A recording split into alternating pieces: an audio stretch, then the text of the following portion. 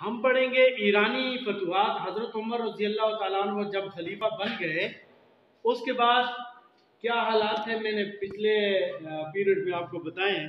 आज हम सबसे पहले पढ़ेंगे जंग नमारक। इस्लामी फौज अबू अबैदा सख्वी की क़यादत में ईरान की तरफ आगे गई। ईरानी फौज के सरबराह उस वक्त कौन थे? जाबान। दोनों का मुकाबला नमारक के मकाम पर हुआ। ईरानियों को बहुत बुरी शिकस्त हुई। जाबान कैद हो गया मगर एक मुसलमान से अमान पाकर धोखा देकर भाग गया और बाद में जाकर दूसरे कमांडर नरसी से जा मिला। इस जंग में मर्दान शाह दूसरा ईरानी कमांडर भी कत्ल हुआ। ये मुसलमानों की इसमें फतह हो गई। उसके बाद आगे आती है जंग कसकर। फिर उसके बाद मुसलमान आगे बढ़े। ईरान के कमांडर नरसी जो कि ईरानी बादशाह का हालाजाद भाई भी था, ये नरसी 30,000 फौज लेकर मुसलमानों के मुकाबले में के लिए आगे बढ़ा। इसी तरह रुस्तुम ने जालिनूस को भी बड़ा लश्कर देकर मुसलमानों की तरफ रवाना किया। हजरत अबू अबैदा और मसना बिन हारिस ने ईरानियों पर हमला कर दिया और ईरानी भागने लगे।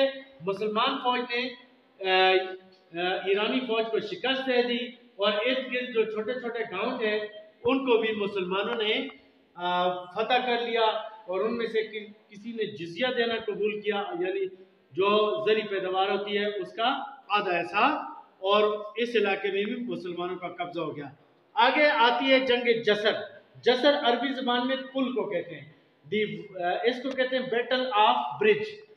तो अब इस तरह हुआ है कि जंग कसकर के बाद रुस्तुम ने बहमन जादविया को 30,000 का लश्कर, ये रुस्तुम जो था ये ईरान का सिपा सलार था, और 300 हाथी और साथ ही जालिनूस को रवाना किया। दोनों फौजों के दरमियान दरियाए फरात था। अब यहाँ पे देखिए मुसलमानों से गलती होती है। ईरानी कहते हैं कि तुम दरिया पार करके इधर आ जाओ या हमें मौका दो, हम दरिया पार करते हैं।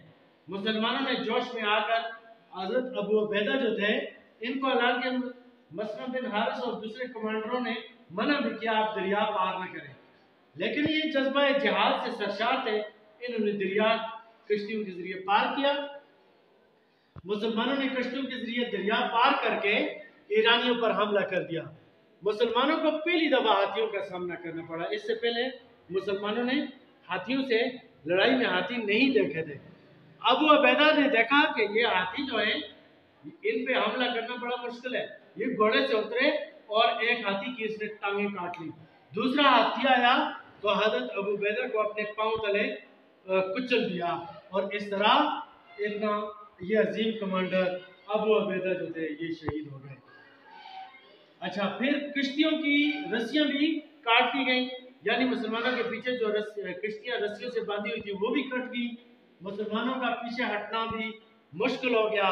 इस तरह ईरानियों ने मुसलमानों को बहुत बुरी शिकस्त दी और बहुत ज़्यादा मुसलमान शहीद हुए।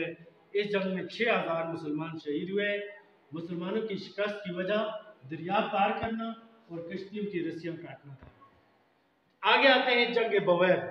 जब हजरत उमर रज़ी अल्लाह तआला अन्हु को मुसलमानों की शिकस्त का पता चला तो आपने जरीर बिन अब्दुल्ला को लश्कर देकर इनकी मदद के लिए रवाना किया। रुस्तम जो था उसने मेहरान हमदानी को फौज देकर भेजा। इस बार ईरानियों ने दरिया पार करके मुसलमानों पर हमला कर दिया और इस जंग में मेहरान मारा गया और इस्लामी फौज ने ईरानियों को इबरतनाक शिकस्त दी।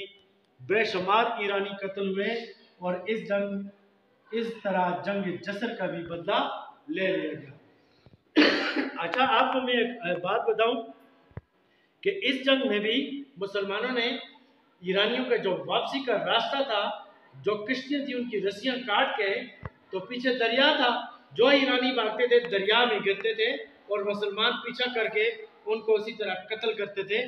जिस तरह जंग जसर में ईरानियों ने मुसलमानों को शिकस्त दी थी, इससे बड़ी शिकस्त जंग बवैर में मुसलमानों ने ईरानियों को दी। ये था आज का अहवाल। आगे हम बड़ी बड़ी जंगों का जिक्र करेंगे। आज के लिए इतना ही है।